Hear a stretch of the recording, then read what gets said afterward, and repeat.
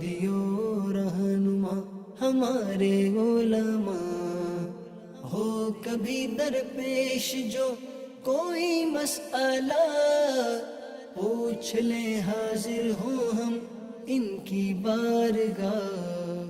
الحمد للہ رب العالمین والصلاة والسلام علی سید المرسلین، اما بعد فاعوذ باللہ من الشیطان الرجیم، بسم اللہ الرحمن الرحیم، والصلاة والسلام علیک یا رسول اللہ وعلی آلک واصحابک یا حبیب اللہ، الصلاة والسلام علیک یا نبی اللہ وعلی آلک واصحابک یا نور اللہ۔ مدنی چینل کے ناظرین، پروگرام ہے دارالافتاء اہل سنت اور اس میں آپ کو خوش آمدید کہتے ہیں، مرحبا کہتے ہیں۔ اس پروگرام میں آپ کے سوالات ہوتے ہیں، ان کے جوابات دینے کی کوشش اور صحیح کی جاتی ہے۔ ابتداً درود پاک کی فضیلت ہمارے پیارے رسول صلی اللہ علیہ وآلہ وسلم کا فرمان عظمت عالی شان ہے، ان اول الناس بی یوم القیامہ اکثرہم علیہ صلاۃ۔ قیامت کے دن میرے سب سے زیادہ قریب ترین وہ ہوگا جو مجھ پر کثرت سے درود پڑھتا ہو۔ صلو علی الحبیب صلی اللہ تعالی علی محمد صلی اللہ علیہ وآلہ وسلم۔ آج کے ہمارے مہمان ہیں مفتی محمد حسان عطاری، آپ کو خوش آمدید کہتے ہیں۔ کیسے مزاج کرام؟ الحمدللہ رب العالمین، ماشاءاللہ۔ غوث پاک رحمۃ اللہ تعالی علیہ کے حوالے سے ایک سوال کرنا ہے، اور بعض لوگ اس چیز کو یہ پھیلاتے ہیں کہ غوث پاک جو ہے وہ حنبلی نہیں تھے۔ فقہ کے اعتبار سے کس فقہ کو وہ فالو کرتے تھے غوث پاک رحمۃ اللہ تعالی علیہ، اور اسی فقہ کو فالو کرتے ہوئے اپنے معاملات سارے دائرے عبادات کے بھی دیگر چیزوں کے، تو وہ کیا حنبلی تھے یا حنبلی نہیں؟ اس میں ایک قاعدہ تھا کہ غوث پاک کی جو مشہور کتاب ہے غنیۃ الطالبین، تو کہا کہ اس میں تو کوئی حنبلی لکھا ہی نہیں ہوا کہیں کہ وہ حنبلی ہیں، تو ہے ایسے کوئی؟ کیا کہیں؟ بسم اللہ الرحمن الرحیم۔ حضور سیدنا غوث پاک شیخ عبد القادر جیلانی رحمۃ اللہ تعالی علیہ، ان کا حنبلی ہونا اہل علم کے اوپر اس قدر ظاہر و باہر ہے کہ بظاہر اس کے اوپر کوئی دلیل دینے کی حاجت نہیں ہے۔ تواتر کے ساتھ علماء نے اپنی کتابوں کے اندر اس حوالے سے لکھا ہے، اور خود سیدنا غوث پاک رحمۃ اللہ تعالی علیہ نے اپنی کتاب غنیۃ الطالبین میں جو مسائل ذکر کیے ہیں، اپنا مختار ذکر کیا ہے، وہ بالکل واضح طور پر امام احمد بن حنبل رحمۃ اللہ تعالی علیہ کے حوالے سے لکھا ہے، اور کئی مقامات پر آپ نے اس بات کی صراحت بھی کی ہے کہ آپ کے جو امام ہیں وہ امام احمد بن حنبل ہیں۔ ٹھیک، بہت سارے مقامات ہیں، میں ان میں سے آپ کو دو پڑھ کے سناتا ہوں، ایک ہی جگہ پر دو ہیں، اور بھی مقامات پر موجود ہے۔ آپ نے غنیۃ الطالبین کا دوسرا حصہ ہے، جلد 2 ہے، یہ پوری المکتبۃ العصریہ بیروت کا ایک مکتبہ ہے، اس سے ایک جلد ہے اور 2 حصوں کے اندر یہ چھپی ہوئی کتاب ہے۔ یہ کون سی کتاب آپ کے؟ غنیہ ہی؟ الغنیہ، اچھا، اصل میں غنیۃ الطالبین ہم کہتے ہیں، اس کا پورا نام جو ہے الغنیہ لطالب طریق الحق ہے، یہ غنیۃ الطالبین عربی میں ہی ہے نا؟ عربی کے اندر یہ ہے۔ میں کچھ حوالے بھی پیش کرتا ہوں جو بڑے بڑے علماء ہیں، کبار علماء، جن کا اسماء الرجال کے حوالے سے اور جو تراجم علماء ہوتے ہیں، حالات زندگی جو علماء کے بیان کرنے والے مشہور و معروف علماء ہیں، ان کے حوالے بھی سنتے ہیں، لیکن خود سب سے پہلے تو غوث پاک رحمۃ اللہ تعالی کی اپنی گواہی وہی ہم عرض کر دیں۔ آپ نے اس غنیۃ الطالبین میں دوسرا حصہ ہے، صفحہ نمبر 159 ہے، 159، اور فصل ہے فیما ینبغی للمأموم، یعنی مقتدی کے لیے کیا کیا کام بہتر ہیں، اس کو کرنے چاہیے، اس حوالے سے آپ نے گفتگو کی ہے۔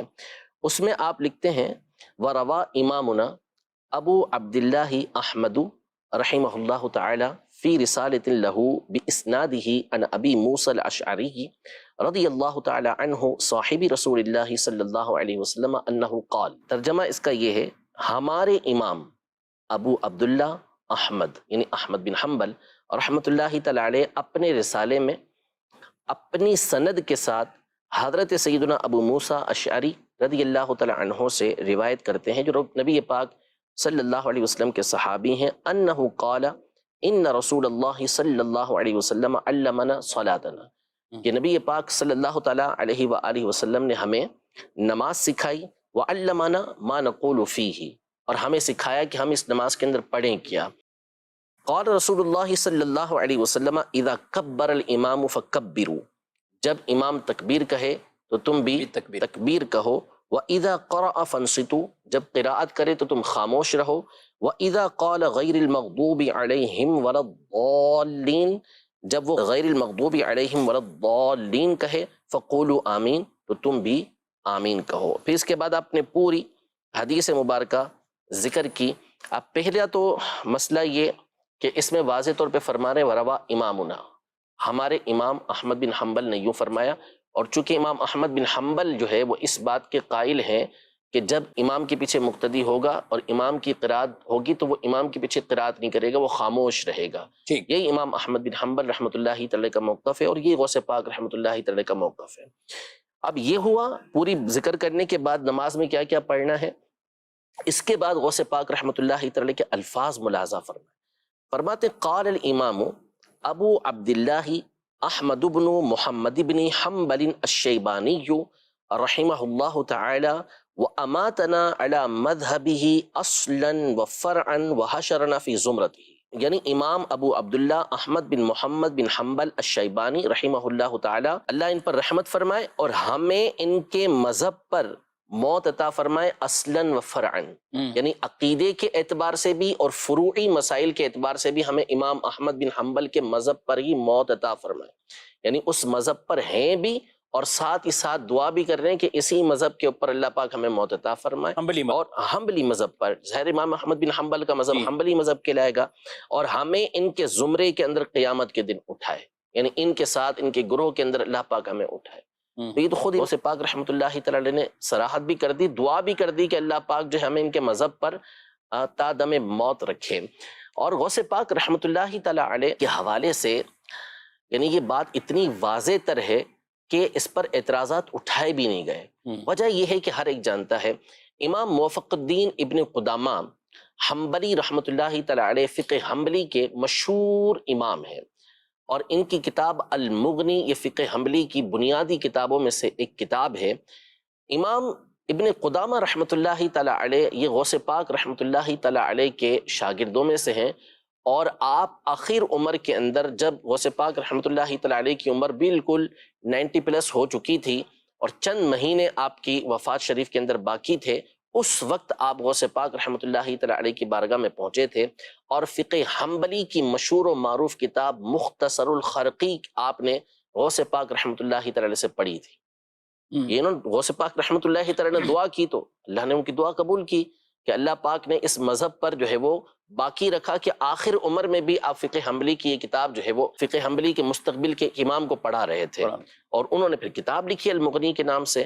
اس کے علاوہ کثیر علماء نے جو غوث پاک رحمۃ اللہ تعالی علیہ کے ہم اثر بھی ہیں اور غوث پاک رحمۃ اللہ تعالی کے بعد کے بھی ہیں، انہوں نے اس بات کی صراحت کی ہے کہ غوث پاک رحمۃ اللہ تعالی علیہ یہ امام احمد بن حنبل کے فقہ سے تعلق رکھتے تھے، امام احمد بن حنبل کی تقلید کیا کرتے تھے، ان کے مذہب کو فالو کیا کرتے تھے. امام ابن جوزی رحمۃ اللہ تعالی علیہ مشہور و معروف امام ہیں، انہوں نے، اور ان کا سن وفات 597 ہجری ہے.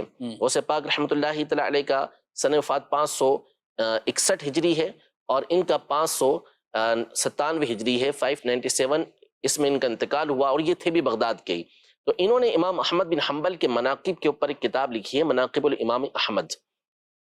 اس میں اس کی جو 100 نمبر فصل ہے، وہاں آپ نے امام احمد بن حنبل کے بڑے بڑے جو اصحاب ہیں، جو آپ کے مذہب کے پیروکار ہیں، ان کے نام لکھے اپنے زمانے تک کے افراد کے.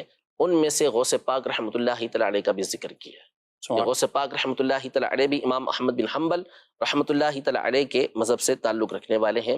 اسی طرح حافظ ابن رجب حنبلی رحمۃ اللہ تعالی علیہ جن کا سن وفات 795 ہجری ہے، ان کی کتاب ذیل طبقات الحنابلہ، یعنی علماء نے اپنے اپنے مذہب کے علماء کے حالات پر کتابیں لکھی ہیں. حنفیوں نے اپنے مذہب کے علماء کے حالات پر کتابیں لکھی ہیں، جیسے ملا علی قاری رحمۃ اللہ تعالی علیہ کی کتاب ہے، اور کئی علماء کی کتابیں ہیں. شوافی نے اپنے مذہب کے علماء کی کتابیں لکھی ہیں ان کے حالات زندگی پر. مالکیہ نے اپنے مذہب کے علماء کے حالات پر کتابیں لکھی ہیں.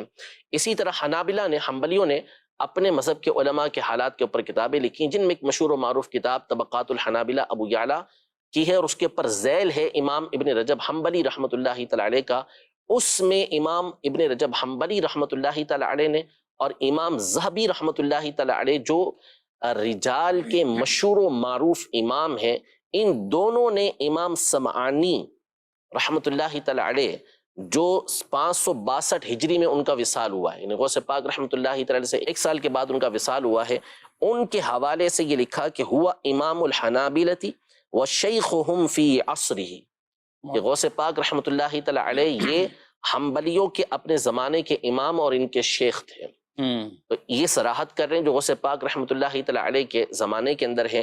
اسی طرح امام شمس الدین سخاوی رحمۃ اللہ تعالی علیہ، جن کا سن وفات سن 902 ہجری ہے، انہوں نے اپنی مشہور کتاب الضوء اللامع، اس میں غوث پاک رحمۃ اللہ تعالی علیہ کو حنبلی ذکر کیا ہے کہ وہ آپ رحمۃ اللہ تعالی حنبلی تھے۔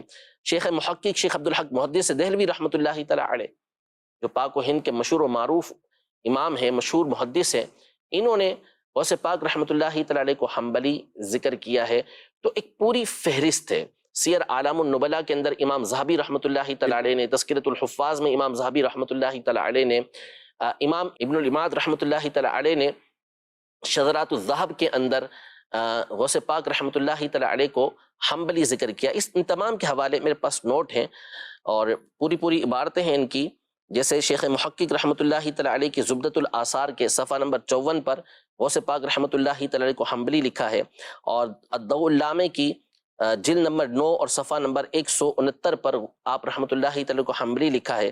سیر اعلام النبلاء کی جلد نمبر 20 صفحہ نمبر 439 پر غوث پاک رحمۃ اللہ تعالی کو حنبلی لکھا ہے۔ شذرات الذہب کی جلد نمبر 4 صفحہ نمبر 197 پر غوث پاک رحمۃ اللہ تعالی علیہ کو حنبلی لکھا ہوا ہے۔ تو یوں کثیر علماء نے غوث پاک رحمۃ اللہ تعالی کے حنبلی ہونے کی صراحت کی ہے، اور خود غوث پاک رحمۃ اللہ تعالی علیہ نے اپنی اس کتاب میں ایک سے زائد مقام پر امام احمد بن حنبل رحمۃ اللہ تعالی علیہ کے بارے میں یہ لکھا، وَهُوَ مَذْهَبُ امامنا، ایک جگہ پر مذکور ہے، میں پڑھ کے سنا دیتا ہوں۔ ایک گفتگو کے دوران آپ نے یہ فرمایا، رمضان کی راتوں کے اندر تلاوت کرنے کے حوالے سے فرمایا، وَيُسْتَحَبُّ أن يقرأ في الركعات الأولى منها في أول ليلة من شهر رمضان الفاتحة وسورة العلق وهي اقرأ باسم ربك الذي خلق، لأنها أول سورة نزلت من القرآن عند إمامنا أحمد بن محمد بن حنبل رحمه الله تعالى، وكذلك عند جميع الأئمة رضوان الله تعالى عليهم۔ یعنی فرماتے ہیں مستحب یہ ہے کہ پہلی رکعت کے اندر، رمضان کی راتوں میں پہلی رکعت جو تراویح کی وہ ادا کرے، اس کے اندر سورۃ الفاتحہ کے بعد سورۃ العلق پڑھے، سورۃ الفاتحہ کے بعد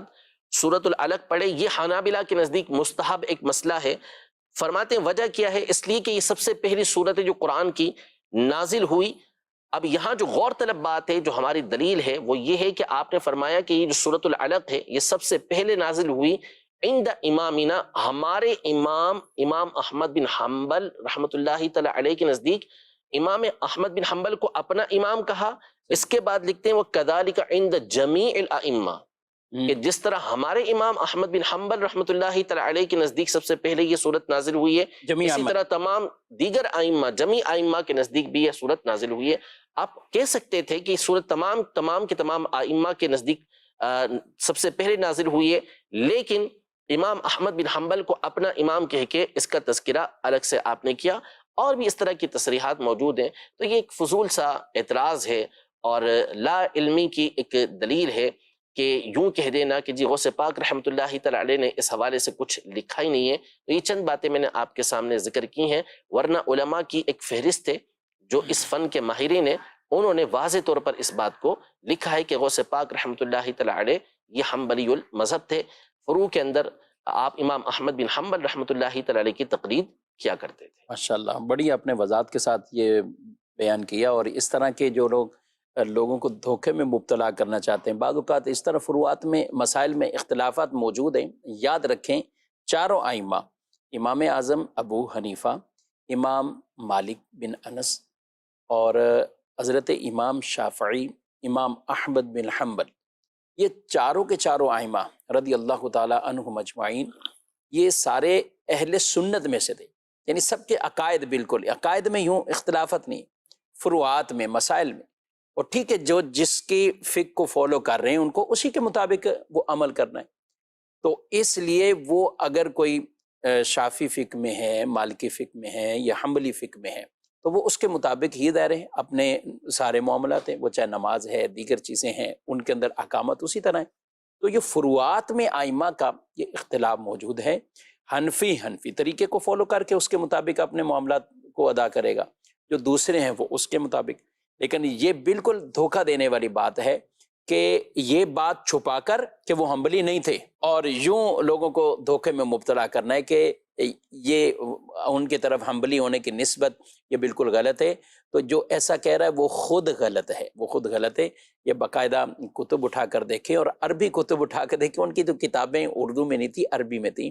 اردو میں شائع کرنے والے اپنے مطبوعات والے، انہوں نے اپنی سہولت کے مطابق جتنا شائع کیا، جو کچھ چھاپا، لیکن اصل کی طرف تو مراجعت کریں. جب اتنی بڑی بات کے اوپر دعویٰ کر رہے ہیں اور دلیل کیا ہے، وہ دلیل کچھ بھی نہیں ہے، تو یہ بالکل غلط ہے اور لوگوں کو دھوکے میں مبتلا کرنا ہے. لیکن حقیقت وہی ہے جو آپ کے سامنے یہ رکھ دی ہے. مزید بڑھتے ہیں ہم اپنے، کچھ ہمارے پاس سوالات بھی ہیں، بلکہ ایک پیکج تیار کیا ہے، اس میں دیکھتے ہیں کیا مسئلہ پوچھا جا رہا ہے.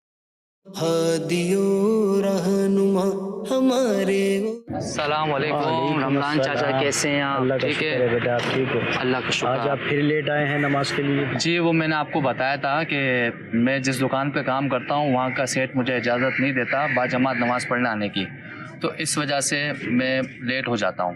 بیٹا میں نے آپ سے کہا تھا کہ اپنے سیٹ سے کہو کہ تھوڑی دیر کے لیے نماز کے اوقات میں دکان بند کرنے کی اجازت دے دیں. پہلے تو ماشاءاللہ آپ نماز کے لیے باجماعت آیا کرتے تھے. میری طرف سے کوئی مسئلہ نہیں ہے چاچا. کچھ دنوں پہلے ایسا ہوا تھا، میں دکان بند کر کے عصر کی نماز پڑھنے کے لیے آیا تھا، تو اتفاق سے پیچھے سے میرا سیٹ آیا، اس نے دکان کو بند پایا، تو اس کے بعد وہ مجھ پہ بہت غصہ ہو گیا. اس نے مجھے کہا کہ میں نے آپ کو دکان پہ دکان کے کام کے لیے رکھا ہے، نماز کے لیے نہیں رکھا. اس نے ساتھ کہا کہ میں آپ کو نوکری سے نکال دوں گا. آپ کا سیٹ ایسا رویہ کیوں اختیار کر رہا ہے؟ افسوس کا مقام ہے. میں اس بارے میں کیا کہہ سکتا ہوں چاچا، میرا تو دل چاہتا ہے میں ساری نمازیں باجماعت پڑھوں. بیٹا میرے خیال میں آپ کو مدنی چینل کے سلسلے دارالفتاء اہل سنت میں کال کر کے مفتی صاحب سے شرعی رہنمائی حاصل کرنی چاہیے تاکہ اس معاملے میں آپ کو بہتر شرعی رہنمائی حاصل ہو سکے. جزاک اللہ، شکریہ. ہم چلیں گے مدنی چینل والوں کے پاس، اس کے بارے میں معلومات کریں گے. السلام علیکم. وعلیکم السلام ورحمۃ اللہ وبرکاتہ. صلی اللہ علیہ وسلم. پروگرام دارالفتاء اہل سنت، جس میں آپ کی رہنمائی کریں گے مفتیان کرام. آئیے سنتے ہیں مفتی صاحب کیا فرماتے ہیں. اللہ اس طرح کی بھی کوئی پریشانیاں کئی لوگوں کو لاحق ہو جاتی ہیں. اللہ پاک رحمت کی نظر فرمائے. جن صاحب نے یہ کہا کہ میں نے آپ کو نوکری پر رکھا ہے، نماز پڑھنے کے لیے نہیں رکھا، بہت غلط جملہ انہوں نے کہا. کیونکہ جو بات چیت ہو رہی تھی وہ ہو رہی تھی جماعت کے حوالے سے، نماز پڑھنے کے اوپر، کوئی نفلی نماز کے اوپر نہیں ہو رہی تھی، فرض نماز کو جماعت کے ساتھ ادا کرنے کے حوالے سے ہو رہی تھی. تو اگر آپ نے ان کو نوکری پر رکھا بھی ہے تو اللہ پاک نے آپ کو اتنا دیا ہے کہ آپ نوکری پر رکھنے کے قابل ہوئے ہیں. تو آپ پر تو یہ لازم تھا کہ اگر یہ نماز نہ پڑھتے تو چونکہ آپ ان کے اوپر حاکم تھے اور عمومی طور پر آپ کی بات یہ مانتے، تو آپ الٹا ان کو نماز سے روک رہے ہیں. اس کے برعکس ہونا یہ چاہیے تھا کہ آپ ان کو کہتے کہ جا کے بیٹا نماز باجماعت ادا کرو. تو ہرگز اس طرح کا جملہ جو آپ نے کہا ہے وہ کہنے کی اجازت نہیں تھی. اس سے توبہ بھی کریں. اور دوسرا شرعی مسئلہ، جو بھائی ہیں جو نوکری کر رہے ہیں وہ سمجھ لیں کہ ان کا یہ فعل بالکل درست ہے کہ انہوں نے نماز باجماعت ادا کرنی ہے، جبکہ ان کے اوپر جماعت واجب ہوتی ہے. جیسے ان کے دکان کے قریب مسجد اہل سنت کی موجود ہے، امام شرائط کے مطابق پورا ہے، جس کی وجہ سے ان کے اوپر جماعت واجب ہو جاتی ہے. تو اب ان کے اوپر لازم ہوگا کہ یہ جماعت کے ساتھ نماز پڑھیں گے. اور اگر سیٹھ اس صورت میں روکتا ہے، نماز کے لیے نہیں جانے دیتا، جماعت سے نماز نہیں پڑھنے دیتا، تو اس صورت میں اس کی بات نہیں مانی جائے گی، چاہے آپ کی نوکری چلے جائے. اللہ پاک کے حکم کے برخلاف کرنے کی شرعاً اجازت نہیں ہوتی. رزق کا وعدہ اللہ جل شانہ نے فرمایا ہے کہ وما من دابۃ فی الارض الا علی اللہ رزقها، کہ زمین پر کوئی جاندار نہیں مگر یہ کہ اس کا رزق اللہ پاک کے ذمے پر ہے. تو لہذا اللہ پر توکل کر کے نماز باجماعت ادا کریں، اللہ پاک آپ کو اس سے بہتر رزق عطا فرمائے گا. ٹھیک ہے. اس میں بھی میں چاہوں گا کہ اس طرح کے اور بھی مسائل، اور جو ہمارے بھائی ہیں اگر اس طرح کی کسی کے ساتھ واقعی صورت، اب دارالفتاء اہل سنت سے فون پر آپ رابطہ کریں، اپنی وہ کچھ ڈیٹیل بتائیں، اور اس کے مطابق انشاءاللہ اگر واقعی کہیں ایسی جگہ ہیں کہ جہاں رخصت والی صورت ہے تو آپ کو رخصت بتا دی جائے گی کہ اس صورت میں آپ کو رخصت ہے، اس صورت میں آپ کو رخصت ہے نہیں ہے. ترک جماعت کے بھی بعض آزار وہ علماء نے بیان کیے، لیکن اس کی باقاعدہ رہنمائی لینی چاہیے، اپنے طور پر خود یہ فیصلہ نہیں کرنا چاہیے. بہرحال جتنا آسان انداز سے ہو سکے اپنے سیٹ کو جو بھی ان کو سمجھایا جائے. اس میں حسان صاحب بعض اوقات یہ ہوتا ہے کہ بعض میں دوسری طرف یہ بات کروں تو بعض سیٹ افراد بھی پریشان ہوتے ہیں. ان کا کہنا یہ ہوتا ہے کہ یار یہ کتنے منٹ میں نماز ہو جاتی ہے, یعنی جماعت کتنے منٹ میں ہوتی ہے. میرا باقاعدہ کسی نے آگے کہا کہ یار اب ہم بھیجتے تو ہیں, وہ واپسی آنے کا نام ہی نہیں لیتے. پون گھنٹہ ایک نماز کے اندر, بعد کا 1 گھنٹہ. اچھا سردیاں ہیں تو اس میں اب عصر ہے تو مغرب پھر عشاء. تو ملازم پر کیا بنتا ہے کہ جس نے اپنا ایک ڈیوٹی ٹائم, ایک اجارہ ٹائم یہ کہیں کہ جو بیچا ہوا ہے ایک طرح کا, اس میں کتنا وہ تصرف نماز کے طور پر یہ کرے گا؟ دیکھیں مسئلہ شرعی یہ ہے کہ نماز جماعت سے پڑھنے کے لیے سیٹ روک نہیں سکتا. فرض واجبات اور سنت موقدہ وہ ادا کرے گا, سیٹ اسے روک نہیں سکتی. ملازم اگر اس طرح کا معاملہ کرے گا کہ وہ وقت مقررہ سے زیادہ وقت وہاں پر لگائے گا تو وہ گناہگار ہوگا, اور اتنے وقت کی کٹوتی پھر اسے کروانا پڑے گی. جیسے وہ فرض نماز ادا کرنے کے لیے گیا اور مسجد میں بیٹھ گیا, تو اب جتنی دیر وہ ایسے ہی بیٹھا رہا, یہ اس نے غلط کیا, اس کی کٹوتی اس کی ہوگی. حتیٰ کہ فقہائے کرام نے یہاں تک لکھا کہ جو اجیر ہے, اس جو کسی مخصوص بندے کا اجیر ہے جس کو اجیر خاص کہتے ہیں, اس سے نوافل پڑھنے کی بھی اجازت نہیں ہے بغیر اس کی اجازت کے کہ مالک نے جب اسے بھیجا ہے تو وہ فرض واجبات اور سنت موقدہ ادا کر کے آ جائے گا. ہاں اگر مالک کی رضا اسے معلوم ہے یا مالک نے صراحت کے ساتھ اسے کہہ دیا کہ پوری نماز پڑھ کے آیا کرو, جتنی بھی رکعتیں ہیں نوافل وغیرہ سب پڑھ کے آیا کرو, تو پھر اس صورت میں وہ نوافل وغیرہ پڑھ کے آ سکتا ہے. یا جیسے بعض آفیسز ہوتے ہیں اس میں وقفہ ہوتا ہے مخصوص ٹائم کا, تو اس میں اگر کوئی نماز پڑھنے جاتا ہے اور اس وقفے کے اندر نوافل وغیرہ پڑھ رہا ہے تو ٹھیک ہے, ورنہ بہرحال ملازم واقعی ایسا کرتے ہیں کہ وہ پریشان کر دیتے ہیں. ایسی شکایتیں آتی ہیں کہ جائیں گے آدھا گھنٹہ جو ہے وہ وضو باتھ روم وغیرہ کے نام پر جائیں گے, نماز کے نام پر جائیں گے, اور سارا ٹائم اس کے اندر نکال کے آ جاتے ہیں, اور سیٹ کو واقعی مالک کو پریشانی ہوتی ہے. تو اس طرح کرنا بہرحال ناجائز و حرام ہے. جو جائز وقت ہے اسی کو آپ استعمال کر سکتے ہیں, اس کے بعد فوری طور پر آپ کو اپنے مقام پر پہنچنا ہے اور اپنا کام کاج کرنا ہے. ٹھیک ہے, حتیٰ کہ وہاں پہ کوئی درس و بیان محفل ہو رہی, نہیں کچھ بھی ہو رہی, تو آپ نے وہاں واپسی آ جانا ہے, اور یا اپنے سیٹ سے اجازت لے کے جائیں کہ آج کچھ میں اتنا ٹائم لگے گا اور اتنی دیر تک میں وہاں رک سکتا ہوں, یا یہ والا معاملہ ہے. تو پھر اس میں اب بعد اوقات حسان صاحب ٹائم پیریڈ طے کر لیا جاتا ہے, یعنی جب بتا دیا جاتا ہے کہ ٹھیک ہے یار اب یہ دوپہر کا وقفہ ہے نا, جو دوپہر ظہر کی نماز میں عام طور پہ اگر 1 گھنٹہ پون گھنٹہ ہے کہ بھئی نماز اور کھانے وغیرہ اس میں, تو اب اسی ٹائم کے رعایت میں وہاں بیٹھے رہیں یا کوئی, پھر تو کوئی مسئلہ نہیں. وہ نے کہا نا آفیسز ہوتے ہیں جیسے بعض کہ 1:15 سے 2:15 وقفہ ہے یا 1 سے 2 وقفہ ہے, وہ کھانے کا بھی وقفہ ہوتا ہے, نماز کا بھی وقفہ ہوتا ہے, یعنی اس کے اندر وہ جو چاہیں فریش ہونے کے لیے کر سکتے ہیں, اپنے کام کاج نپٹا سکتے ہیں, حاجتیں پوری کر سکتے ہیں. تو اس وقت میں وہ بھلے نا اپنے جو ہے وہ کھڑے ہو کے 100 رکعت نفل پڑھتا رہے, اس وقت کے اندر وہ نفل پڑھ سکتا ہے. اس کے علاوہ جو ہے جو ٹائم ڈیوٹی کا ٹائم ہے, جیسے مثال کے طور پر 5 بجے تک کی ڈیوٹی ہے اور اب عصر کا ٹائم بھی بیچ میں آ رہا ہے, تو اب ظاہر ہے کہ اس کے اندر وقفہ نہیں ہوتا, تو نماز پڑھ کے فوراً پھر وہ اپنے ڈیوٹی کے مقام پر آ جائے گا, جگہ پر آ جائے گا. ٹھیک ہے, اور جب اتنا ٹائم نارمل لگے گا تو پھر سیٹ کو بھی کوئی مسئلہ نہیں ہوگا, اور وہ بھی آتے ہیں, ایک تعداد ہوتی ہے, وہ بھی نماز پڑھنے آتے ہیں, وہ کہتے ہیں ہم پہنچ جاتے ہیں, دوسرے ملازم آ جاتے ہیں, مگر چند کے بارے میں شکایت ہوتی ہے کہ وہ تو آنے کا واپسی نام ہی نہیں لیتے. تو بہرحال اس کا ضرور خیال رکھنا ہوگا. مزید سوال. محمد سلیم رضا طاہری, میرا دعویٰ اہل سنت میں مفتی صاحب کی خدمت میں جیسے کہ فرمایا جاتا ہے کہ حضور سیدنا غوث پاک رحمت اللہ تعالی علیہ حنبلی سلسلے سے تعلق رکھتے تھے, تو اس معاملے میں یہ رہنمائی شاید فرما دیجیے کہ اگر مرید جو ہے وہ کسی اور سلسلے سے تعلق رکھتا ہو اور پیر صاحب کسی اور سے تعلق رکھتے ہوں, تو کیا اس سے پیری مریدی میں کوئی فرق پڑتا ہے یا یہ فیضان جاری ساری رہے گا؟ اس معاملے میں رہنمائی شاید فرما دیجیے. سلسلے سے یعنی فقہ کے اعتبار سے یہ کہہ رہے ہیں کہ اگر وہ حنبلی ہیں اور مرید حنفی ہے, کیا کہتے ہیں؟ کوئی فرق نہیں پڑتا اس سے. اصل میں دیکھیں سارے سلسلے سب کچھ ہی نبی پاک صلی اللہ تعالیٰ علیہ وسلم کی طرف جانے والے ہیں.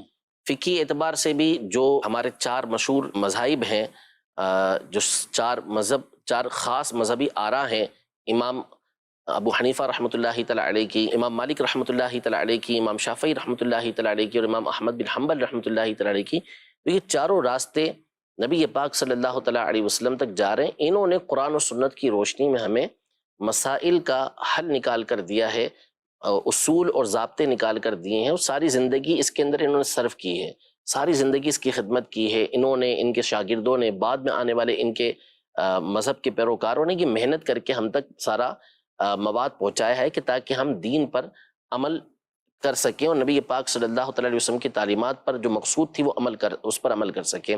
اس میں ان کا آپس میں اختلاف بھی ہو جاتا ہے، کسی کی آراء کچھ ہوتی ہیں، کسی کی آراء کچھ ہوتی ہیں، لیکن یہ فروعی مسائل کے اندر اختلاف کہلاتا ہے، عقائد و نظریات کے اعتبار سے یہ ایک ہی کہلاتے ہیں۔ تو دوسرا پھر تصوف کے اعتبار سے ہوتا ہے کہ اس میں بھی الگ الگ سلاسل ہیں، اور ہر ایک نبی پاک صلی اللہ تعالیٰ علیہ وآلہ وسلم تک ہی پہنچانے والا ہے۔ اسی لیے صوفیہ کرام نے شرط یہ لگائی کہ پیر وہی ہو سکتا ہے کہ جس کا سلسلہ نبی پاک صلی اللہ تعالیٰ علیہ وسلم تک متصل ہوگا، کہ وہ روحانی فیض جو ہے وہ اس طریقے سے آتا رہے گا۔ تو اس میں کوئی مسئلہ نہیں ہوتا کہ جو طریقت کا تصوف کا طریقہ کار ہے اس کو آپ جس کو فالو کر رہے ہیں وہ خود جو ہے وہ کسی اور امام کا پیروکار ہے فروعی مسائل کے اندر، تقلید کے اندر، اور آپ جو ہے وہ کسی اور مسئلے کے، کسی اور جو ہے وہ امام کے پیروکار ہیں، تو اس میں سرے سے کوئی حرج نہیں ہے۔ نہ ہی غوث پاک رحمۃ اللہ تعالی علیہ کی طرف سے یہ شرط کی گئی تھی کہ آپ رحمۃ اللہ تعالی علیہ کا مرید وہی ہو سکتا ہے کہ جو حنبلی ہوگا، ایسا کوئی غوث پاک رحمۃ اللہ تعالی کا فرمان نہیں ہے، بلکہ آپ کے سلسلے کے اندر جو بیعت ہونا چاہے وہ بیعت ہو سکتا ہے، کیونکہ یہ تصوف کا ایک طریقہ کار ہے، نبی پاک صلی اللہ تعالی علیہ وسلم کی تعلیمات ہیں جو انہوں نے ہم تک پہنچائی ہیں، قرآن و سنت ہے، قرآن و سنت کی روشنی کے اندر ہی وہ وظائف، وہ طریقہ کار بیان کرتے ہیں کہ جو ہم اختیار کر رہے ہوتے ہیں، اور یہ روحانیت کے اعتبار سے ہوتے ہیں، طریقت کے اعتبار سے ہوتے ہیں، تو اس میں کوئی حرج نہیں ہے کہ پیر جو ہے وہ کسی اور فقہ کا فالوور ہو اور مرید جو ہے وہ کسی اور فقہ کا فالوور ہو، تو اس میں کوئی مسئلہ نہیں ہوتا۔ بلکہ شیخ عبد الواحد تمیمی رحمۃ اللہ تعالی علیہ 410 المتوفہ جن کا، تو وہ حنفی بزرگ تھے اور قادری سلسلے کے بھی یعنی پیشواؤں میں سے ہی۔ بالکل، بہت سارے ایسے ہیں کہ جو حنفی بزرگ ہیں اور ان کا سلسلہ جو ہے وہ غوث پاک رحمۃ اللہ تعالی کا سلسلہ ان تک پہنچتا ہے وہ حنفی، سری سختی رحمۃ اللہ تعالی علیہ، جنید بغدادی ہیں، معروف کرخی ہیں، یہ حضرات جو ہیں وہ حنفی تھے، غوث پاک رحمۃ اللہ تعالی کا سلسلہ وہاں تک پہنچ رہا ہوتا ہے۔ ٹھیک ہے، اور یہ کبھی کسی نے سرے سے کوئی سوال آج تک اٹھایا ہی نہیں ہے؟ اسٹوڈنٹ کو اور ٹیچر کو لے لینا، ٹھیک، تو آپ کو پوری، اگر آپ پڑھتے چلے جائیں حالات زندگی، تو آپ کو استاد حنبلی ملیں گے، شاگرد آپ کو حنفی ملیں گے، استاد حنفی ملیں گے، شاگرد آپ کو حنبلی ملیں گے، استاد آپ کو شافعی ملیں گے، شاگرد آپ کو مالکی ملیں گے۔ خود امام شافعی رحمۃ اللہ تعالی علیہ، امام محمد رحمۃ اللہ تعالی کے شاگرد ہیں، وہ حنفی، اور یہ ان کی اپنی شافعی فقہ تھی۔ امام احمد بن حنبل امام شافعی کے شاگرد ہیں، صحیح، بلکہ کتنی بڑی، یعنی امام شافعی رحمۃ اللہ تعالی کے وسیلے سے وہ دعا کیا کرتے تھے، تو اب وہ ان کے شاگرد ہیں لیکن فقہ ان کی اپنی ہے، اس کے طریقہ کار پر چل لیں۔ تو یوں تو ایک پوری فہرست ہے علماء کی کہ استاد جو ہے وہ کسی اور فقہ کا ہے اور شاگرد جو ہے وہ کسی اور فقہ کا ہے، تو اس میں کوئی مسئلہ نہیں ہوتا۔ سب کے اپنے اپنے ایک اصول اور ضابطے ہیں، وہ چاروں اماموں نے مقرر کر دیے، وہ ان کی پیروی کرتے ہیں، ان کو درست مانتے ہیں، سامنے والے کی توہین نہیں کرتے۔ اور بیسک عقائد میں کوئی اختلاف، عقائد میں کوئی اختلاف نہیں۔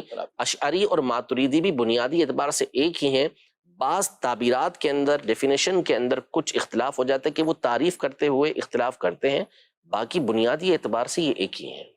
ٹھیک ہے جی، مزید سوال۔ دارالفتہ اہل سنت میں مفتی صاحب بہت پیارا بیان فرما رہے ہیں، اس میں تھوڑی سی رہنمائی فرمائیے گا کہ کرامات کے ساتھ ساتھ علمی، عبادت اور دین کی خدمت، نیکی کی دعوت کا غوث پاک کے زندگی کے ان حسین پہلوؤں کو عصر حاضر میں کتنی حاجت ہے کہ اجاگر کیا جائے؟ ماشاءاللہ، چلیں یہ سوال تو ہے لیکن بہت خوبصورت سوال ہے اور بہت تفصیلی اس کا معاملہ ہے کہ ایک تو غوث پاک رحمۃ اللہ تعالی علیہ کی علمی جو خدمات ہیں اور غوث پاک رحمۃ اللہ تعالی کا جو ذوق علم ہے وہ اپنی مثال آپ ہے کہ آپ رحمۃ اللہ تعالی علیہ ابتدا سے ہی علم کی طرف مائل ہوئے اور 91 ایئرز کی آپ کی عمر ہوئی اور آخر عمر تک آپ اپنے مدرسے کے اندر علماء کو پڑھاتے رہے، بڑے بڑے فقہا، بڑے بڑے محدثین، سیرت نگار غوث پاک رحمۃ اللہ تعالی کی بارگاہ میں حاضر ہو کر آپ سے علم حاصل کرتے رہے. اور آپ نے فرمایا درست العلم حتی صرت قطبا، میں تو مسلسل علم کا درس دیتا رہا یہاں تک کہ میں قطب ہو گیا. 18 سال کی عمر میں آپ نے بغداد کا سفر اختیار کیا اور اجلّہ ائمہ سے وہاں پہنچ کر آپ نے علم حاصل کیا. غوث پاک رحمۃ اللہ تعالیٰ علیہ کے ایک استاد ہیں محمد ابن عقیل حنبلی رحمۃ اللہ تعالیٰ علیہ، ان کی کتاب الفنون کے نام سے، غوث پاک رحمۃ اللہ تعالیٰ کے شیخ کی یہ کتاب آپ نے 200 جلدوں کے اندر لکھی تھی، اور اس کے اندر ہر طرح کے فنون کو آپ نے جمع کیا تھا. یہ شیخ ابن عقیل حنبلی رحمۃ اللہ تعالیٰ علیہ یہ ارشاد فرماتے ہیں کہ کل بروز قیامت اگر اللہ پاک نے مجھ سے میری زندگی کے لمحات کے بارے میں سوال کیا تو میں ایک ایک لمحے کے بارے میں جواب دے سکتا ہوں. یہ وقت کی اہمیت کی قدر کرتے ہوئے جو انہوں نے بیان کیا، وہ اپنی زندگی کو اس قدر مینج کر کے انہوں نے رکھا ہوا تھا. یہ ابن جوزی رحمۃ اللہ تعالیٰ کے بھی استاد ہیں، غوث پاک رحمۃ اللہ تعالیٰ کے بھی استاد ہیں. تو ایسے بڑے بڑے علماء سے غوث پاک رحمۃ اللہ تعالیٰ علیہ نے اپنے زمانے کے علم حاصل کیا اور پھر اس کے بعد ساری زندگی علم کو عام کرتے رہے. تو اس میں ان لوگوں کے لیے کہ جو علماء کو حقیر سمجھتے ہیں، علم کو بالکل حقیر سمجھتے ہیں، علم حاصل کرنا ضروری نہیں سمجھتے، ان کے لیے درس ہے کہ امام الاولیاء، سید الاولیاء، اولیاء کے سردار، وہ تو علم حاصل کریں اور ساری زندگی علم کو عام کرتے رہیں، اور جن کا عبادت سے کوئی تعلق ہی نہیں اور ساری زندگی وہ شریعت کے خلاف باتیں کرتے رہتے ہیں اور اپنے آپ کو سمجھتے ہی ہیں کہ وہ غوث پاک رحمۃ اللہ تعالیٰ کے مرتبے کے ہیں، یا غوث پاک رحمۃ اللہ تعالیٰ سے فیضان تو انہی کو مل رہا ہوتا ہے. تو ایسوں کے لیے غوث پاک رحمۃ اللہ تعالیٰ کی علمی زندگی کے اندر بہت بڑا سبق موجود ہے. اور اسی طرح عمل کے اعتبار سے یہ بھی بہت ضروری ہے غوث پاک رحمۃ اللہ تعالیٰ کا ذوق عبادت کو بیان کرنا، تاکہ جو علم کی طرف منسوب لوگ ہیں انہیں چاہیے کہ وہ فقط اپنے علم کے اوپر تکیہ نہ کر لیں، بلکہ غوث پاک رحمۃ اللہ تعالیٰ کی سیرت کو پیش نظر رکھتے ہوئے عملی زندگی بھی ان کی ایسی ہی ہونی چاہیے. سبحان اللہ. یہ مزید سوال. کہا جاتا ہے کہ دنیا میں 1,24,000 پیغمبر آئے. اگر کوئی کہتا ہے یہ کہ 1,24,000 پیغمبر آئے کم و بیش کے بغیر کہتا ہے تو کیا یہ کہنا کفر ہوگا؟ جی عام طور پر یہی ترغیب دی جاتی، کم و بیش. غیر محتاج جملہ ہے، اگرچہ کہ علماء نے اس کو صراحتاً کفر نہیں کہا، لیکن یہ جملہ ٹھیک نہیں ہے، اور یہ اس کے بہرحال پہلو جو نکلتے ہیں وہ کفریہ بھی نکلتے ہیں، کیونکہ 1,24,000 کا مطلب یہ ہوا کہ آپ نے کنفرم کر دیا کہ اتنے ہی پیغمبر آئے ہیں. اب اگر ہمیں تعداد تو پتہ ہی نہیں ہے، حدیثوں کے اندر مختلف تعداد آئی ہے، 2 لاکھ سے اوپر کے بھی. جی تو الگ الگ تعداد آئی ہے. جب آپ کو ہمیں کنفرم ہی نہیں ہے کہ کتنے ہیں تو اس کا مطلب تو یہ ہوا کہ جب آپ نے کنفرم کیا تو اللہ نہ کرے اگر جو تعداد آپ بیان کر رہے ہیں 1,24,000 کی اگر اس سے زیادہ ہوئے تو اس کا مطلب یہ ہوا کہ آپ نے بس اتنوں کو ہی مانا، دیگر کو نہیں مانا. اور اگر کم ہوئے تو آپ نے غیر نبی کو نبی بنا دیا، اور اسی کو دونوں کو علماء نے کفر لکھا ہے. تو لہذا جو محتاط اور درست جملہ ہے وہ یہ ہے کہ یوں کہا جائے کہ کم و بیش 1,24,000 یا جتنے بھی انبیاء کرام علیہ السلام تشریف لے کر آئے، یوں الفاظ کہے. ٹھیک ہے. عام طور پہ اگر کسی کی زبان سے چاہے وہ کوئی واز کرنے والا ہو، بیان کرنے والا ہو، یا ویسے بھی لوگ مثال میں کہتے ہیں 1,24,000 پیغمبر تھے، کفر نہیں تو یہ کفر نہیں اس کو کہیں گے. ٹھیک ہے. لیکن بیسک جو تعداد فگر ہے تو اس کے حوالے سے کم و بیش والا یہ بالکل محتاط جملہ ہے اور یہی کہنا چاہیے. ناظرین کرام، آپ نے پروگرام ملاحظہ کیا، ہمارا وقت اختتام کو پہنچا ہے. آپ سے اجازت چاہتے ہیں. فی امان اللہ. ہادی و رہنما ہمارے علماء، ہو کبھی درپیش جو کوئی مسئلہ، پوچھ لیں حاضر ہوں ہم ان کی بارگاہ.